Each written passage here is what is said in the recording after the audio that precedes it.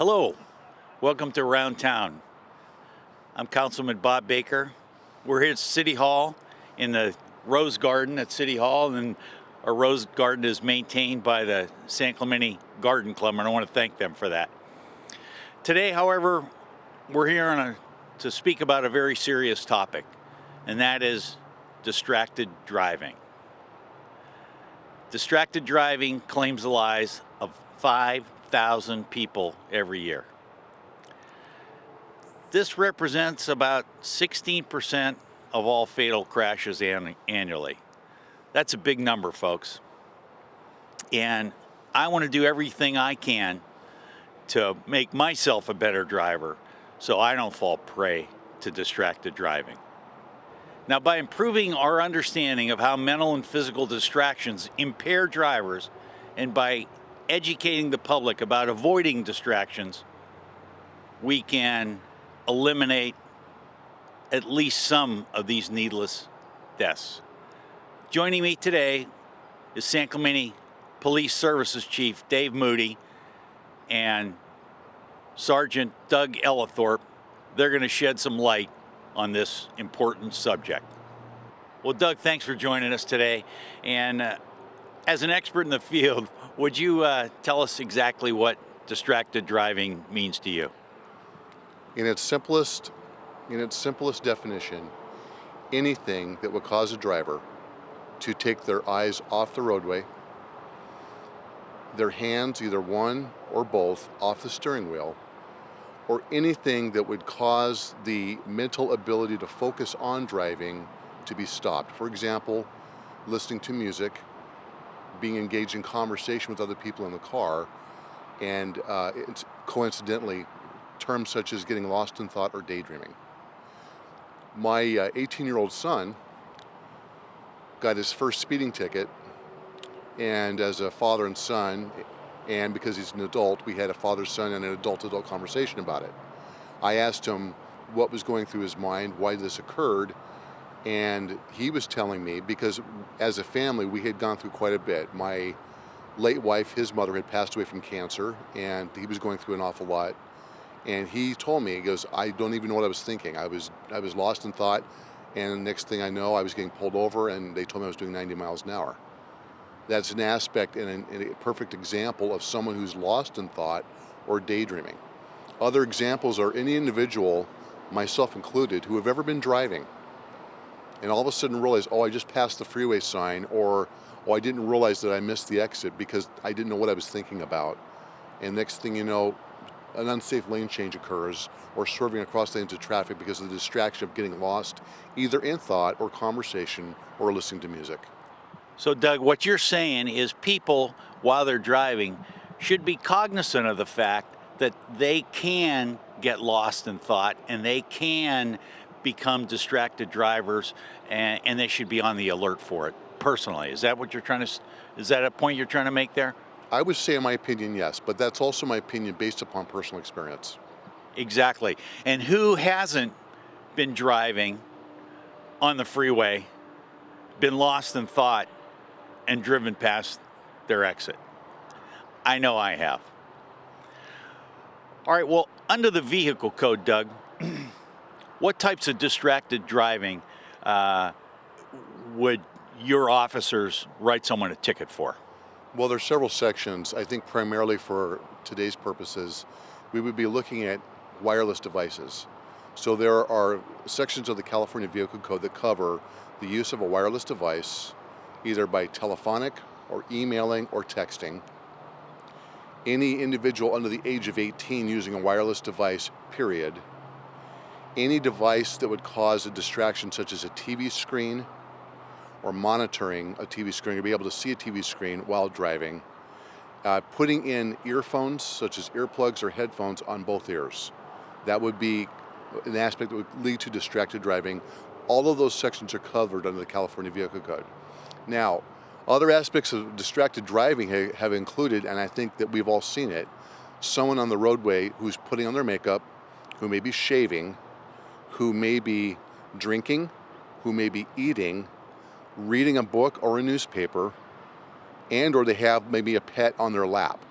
And if there was a reason to pull an individual over because of any aspect of speed, meaning speeding, and those factors were there, then that would be the contributing aspect to the distracted driving, because under those conditions, then the only safe speed that they could be traveling would be 0 miles per hour. Well, that's very enlightening to me. My dog is no longer going to be on my lap when I come up to City Hall. Thanks, Doug. In one point there is Sergeant Elliot Thorpe and Chief Moody and his men and women, they can't be patrolling everywhere at all times. So what they and I are encouraging anybody out here watching this video is to take it upon yourself to listen to what the experts are saying here and teach yourself to do better at this, and teach your parents and teach your children to do better at this. Now, Doug, would you share some local incidents where you've seen distracted driving and there have been some tragic outcomes? Could you just talk about a couple of those? Well, from personal experience, I've been involved in the City of San Clemente Police Services for a number of years. I was a patrol deputy here from January 1996 to February 2003, and then reassigned elsewhere in the department. In April of 1999, I was the first unit to be responded to the sound of a traffic collision on Vista Hermosa near the park below Veracruz. And when I arrived on scene, a traffic collision had in fact occurred. There was a tremendously large debris field from the collision, and there were 2 teenagers that were attending San Clemente High School. They were 17 years old, seniors getting ready to graduate, who were killed in this collision. And what is very profound to me individually, both as a professional, as a father, as an individual, was the loss of life that occurred. Because when we begin to put the pieces together, and I want to be very, very reverent to the families who still may reside within the city, the people that this impacted, was that speeding and racing were one of the contributing factors that occurred in this terrible loss of life. And I had to touch them. I had to look at them for hours, help pull them out of the vehicle. And for me as an individual, as a professional, there were several weeks and a couple of months that I wasn't able to sleep well. I had nightmares over it, bad dreams, bad thoughts. But what that did for me in the aspect of public safety was that I had taken a role at that time of my life in this profession to want to be more of an officer friendly and give a warning verbally, especially to young drivers. What that did for me was realize that I have an opportunity to help educate the public in traffic safety.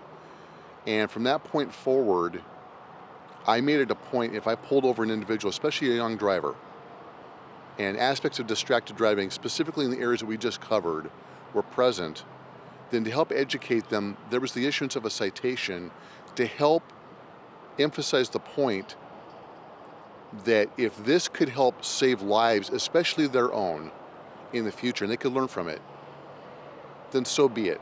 And I'm okay with that. And I've been okay with it ever since then.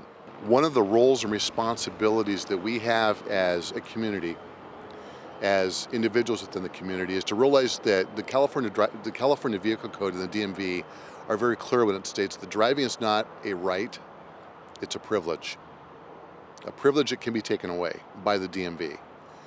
And it's important to realize that people around us, especially younger generations, they watch every single thing that we do. And anybody who is around children, either as a parent, an aunt or an uncle, or as a friend and neighbor, or a sibling, will realize that children are watching everything that we do. They will parrot everything that we say. They will mirror everything that we do in our actions, no matter what those responses may be. And we have an opportunity that while we're driving cars, again, in every role that I just specified, that we could be leading by example. Turn the phone off, put the phone down, keep both hands on the wheel, Don't be eating or drinking while you're driving. Don't be putting on makeup or shaving or anything that's going to be distracting. And take those opportunities to share them with those young riders that are in the car. Lead by that example. And then tell them, this is the reason that I do this, so that lives are not taken carelessly or senselessly or recklessly by any of my actions that I am in control of.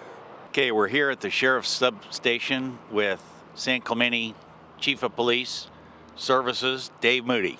Hello, Dave. How you doing, sir? I'm doing fine. Very good. We're doing an around town video about distracted driving. Would you talk a little bit about the training your officers receive about distracted driving? Sure. Our department established about 2 years ago a traffic safety initiative, and the deputies receive training on a regular basis. We try to push something out quarterly for them to view over our intranet. They get news reminders, and they get video clips that they send out. They try to do it twice annually, so they actually get to sit down and look at what the department's been able to put together in regards to the information they want them to have. A lot of it has to do with speed, wearing your seatbelt, distracted driving, which is a lot of what we're seeing today with the use of cell phones and that. So they're getting regular training in that, and we just try to, as the police chief here, I try to emphasize what the department's already pushing out to the deputies. So. Okay, and we see a lot of it in automobiles today. Brand new cars come with hands-free, cell phones. Hands-free cell phones are legal and all that, but we all know that distracts us from our main mission, which is driving.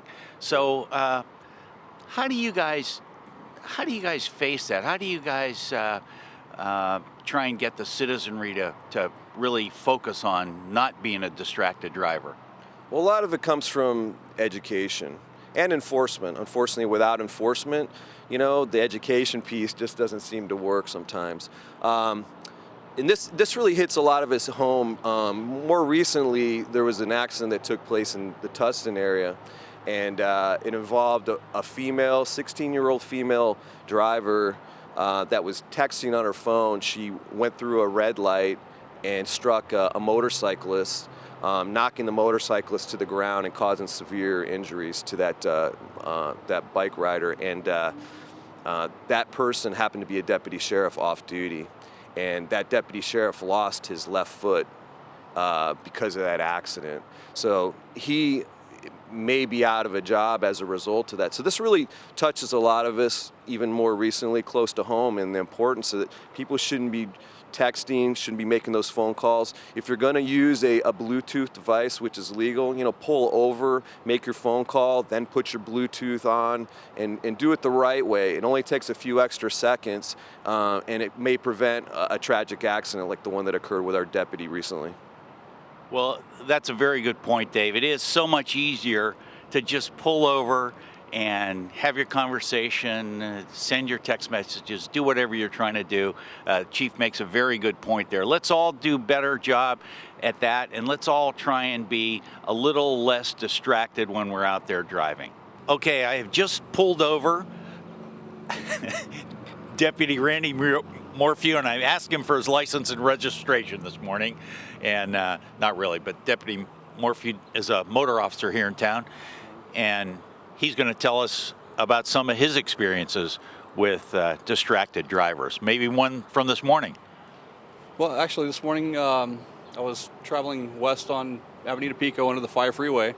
There's a lady traveling the opposite direction. We were probably 3 feet apart the entire time, approximately a minute because of the traffic there. She was on her cell phone texting and didn't even notice that I was right in front of her. When she finally realized it, of course, she hit her phone so that, she could say she wasn't on her phone. But the fact is, when you're on your phone and you're in your car, you don't know what's going on around you. There are times every single day where I pull up next to people, stare into their car, and after they don't see me for 20, 30 seconds, I'll get on the PA and ask them, are you calling 911? Do you need my help? I'm here to help you if you need me. And they'll put the phones away. I try not to cite everyone for the violation, but I try to make it known that it's dangerous. More accidents are caused by people on their cell phones than people driving drunk. Well, Randy, tell us about some of the telltale signs that you see when you're behind somebody, because you drive around town all day. I mean, that's what you do. When you're behind a car, what are some of the telltale signs that somebody's on their cell phone to you? Usually the driver, you can see that their head is down, or you can see that their arm is up. Usually if they're texting or scrolling through their emails, they can't maintain vehicle speed. They speed up, they slow down. They can't maintain lane position. They cross the line, they get over next to the curb. Basically, all the same signs that you would look for when you're looking for drunk drivers. Midday, I will try to, if I see these things happen in front of me, I'll try to get up next to the vehicle and look in to see if they're on their phone. If I see no phone, then they're going to get stopped and talked to about why they can't maintain their road, and possibly a DUI investigation. But I like to get up next to the vehicle and look. That way I can see for myself that they have a phone in their hand or to their ear and that they're not paying attention. So what you're saying is the same signs that you notice for a distracted driver would be the same signs that you see in somebody who is a candidate for a DUI. Exactly the same signs. We're down on Del Mar, right downtown, interviewing two residents about what they do to combat distracted driving. Please introduce yourself. Hi, I'm Karen Conley, and what I do to combat my distractions is I think about that commercial of the lady driving and looking at the little picture of her baby and how cute it is, and then they get into the accident and there will be no more pictures. They've all left this world. And I also can't focus on more than one thing at a time, so I pull over when I'm texting so that I can really do my job well and not endanger anybody's life. Well, you're doing the things that we're trying to make a point about. You're doing the things that we're trying to get everybody to do. So thanks for that. Hi. And Darlene, how about you? I basically shut my phone off. We're realtors, and we get phone calls all the time, so it's easy for me to shut the phone off, put it on silent so that I don't get any calls or any distractions while I'm driving, because it's more important to focus on the road than it is to pay attention to those calls. Better to be safe. Okay, I want to thank you both very much, and please keep up the great work, and we'll all be safer out there. Thank you. Thank you. All right, folks, we're here at Cafe Calypso with some San Clemente residents, and what do you folks think about texting while driving? Okay, it was yeah. All right, I'm here with Pastor Jim Glenn. I'm going to ask him the question we've been asking around town. And what do you do personally, Jim, to make sure that you don't get distracted while you're driving? Yes, it is a temptation. So what I always do is I take my phone, I flip it upside down, and I put it all the way on the other side of the passenger seat, and I keep it there, and I have it off so I can't hear it. So, and if I ever do, let's say, feel like I have to make a phone call or text, I always pull over and I do it in a safe manner. So I don't want to risk anybody's life. All right, we're here on Del Mar in Dr. Griffin's optometry office, and we're interviewing Sierra Randall. Michael Balsey. Okay, Sierra. So tell us what you do. We've heard from some of the folks of my generation. Now I'd like to hear a little bit about some things from your generation about distracted driving and some of the things you do to make sure you don't. What I do usually is I put my phone either like really far away from me in the back seat or underneath the passenger seat, try to put it deep in my purse so that I don't get any even temptation to even touch it. Well, that's a great thing. That's one of the ideas that science has shown is a good idea to combat distracted driving. So you're doing, without even going and doing your research, you're doing one of the great things that folks recommend. And how about you? I just turn my phone off. I think the biggest distraction is the phone. So honestly, just putting that away, you're just way more aware of the road. So yeah.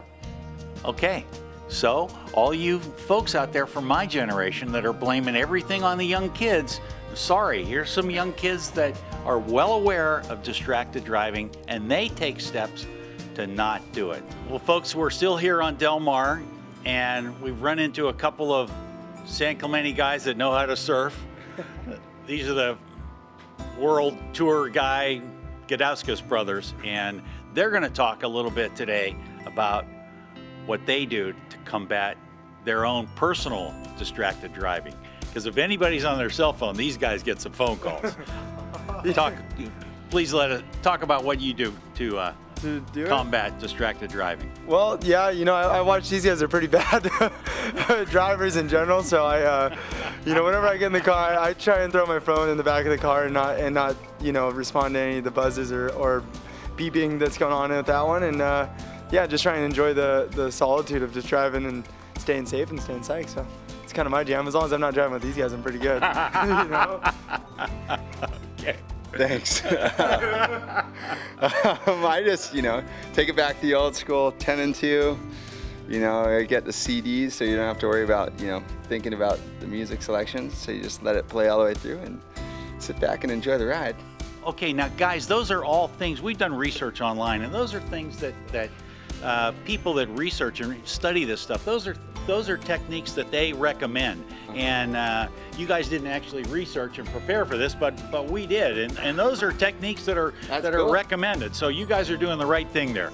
Well, cool. I mean, there's nothing wrong with being on your phone in the car. It's just if you're driving, that's the big difference there. So if I'm getting in the car, I got to make calls, then I let one of the boys drive, and that's it. Okay, well, good. And so I just got to know, who is the best driver in this crowd? Pat's driven the most miles. This guy's gotten us up and down the whole state of California more than anyone. I think, we each have our strengths. Mine's probably like the Wile E. Coyote.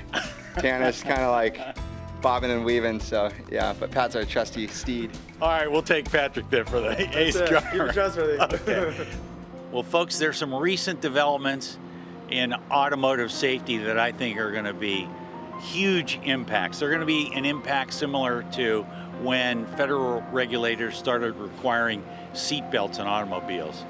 Just recently, the federal government has partnered with automakers to make automatic emergency braking a standard feature in new cars.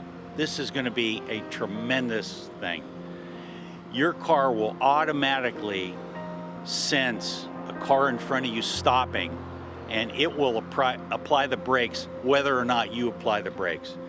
In 30% of rear-end crashes, which are the most common, where someone stops in front of you and someone hits you from behind, those are the most common crashes. In 30% of those crashes, the driver of the trailing car never even applies the brakes. That's because they're obviously distracted. Now, this automatic system that's going in all cars over the next few years, we hope, is going to save a lot of lives. It's going to save a lot of insurance dollars. It's going to be a great thing. I've seen it in my wife's new car. It works. It's an early model, and it doesn't work perfectly, but it's awful darn good.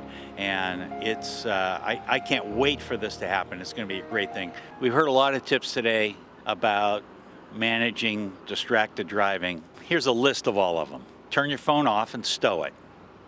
Turn your phone off, put it out of reach. If your phone's not off and you get a call, pull over. If you need to make a call, pull over. Use your passengers. Ask a passenger to make a call if you need to make a call. If you got to send a text message or receive a text message, hand your phone to a passenger. X the text. Don't text and drive. Don't surf the web. Don't read your mail. Don't eat donuts. Don't let your dog sit in your lap. It's dangerous. It's against the law. Let's all stop doing it.